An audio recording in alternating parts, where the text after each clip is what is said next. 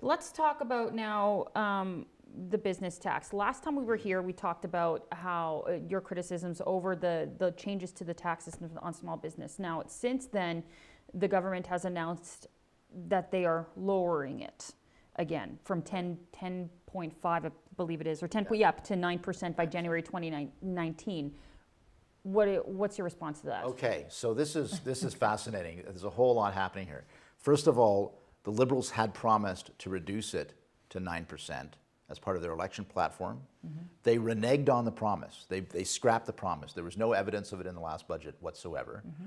When they came under such withering criticism on taxing small businesses and individuals into oblivion, they resurrected this promise and said, aren't we good? We're going to do this. We're going to lower it. Well, they promised that in the first place. Mm-hmm. I'm glad that they're doing it, but that was already kind of a given that this was part of the platform in the budget.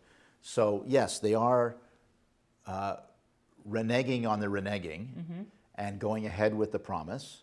So that is good news. But the problem is the other aspects of the business tax regime is still subject to punishment for our small businesses. So, for example, the 74% rate of tax for investment income mm-hmm. is still part of the platform, still part of what they intend to do.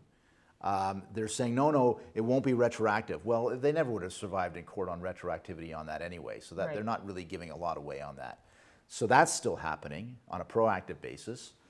Secondly, they're saying, the income sprinkling one, don't worry, we're not going to target the husband or the wife of the business owner. We'll have a reasonableness test.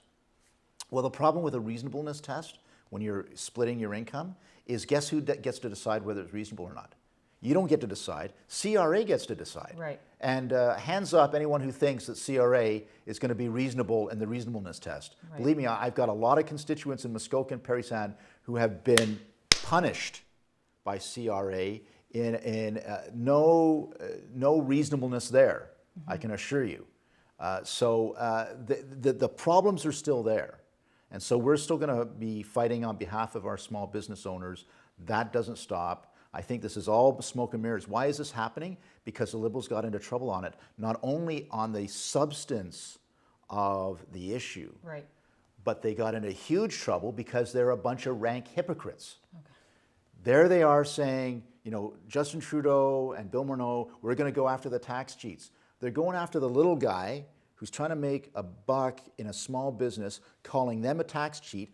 Meanwhile, we discovered all these other things, all the super rich, there's no impact on them. And our own finance minister has all these numbered companies that he was still maintaining control of, even though the ethics of it are very clear that he shouldn't have been. Mm-hmm.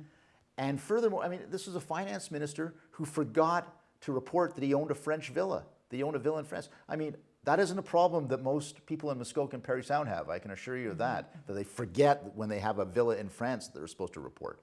So they got into huge ethical trouble, which is still ongoing. Now the ethics commissioner has said that she is going to investigate our finance minister. So this is unprecedented in Canadian history. You've got the finance minister being investigated for ethics and the prime minister being investigated for ethics over his little trip to Billionaire Island. With his billionaire friend, the Aga Khan. Right. So, this is still a hot issue.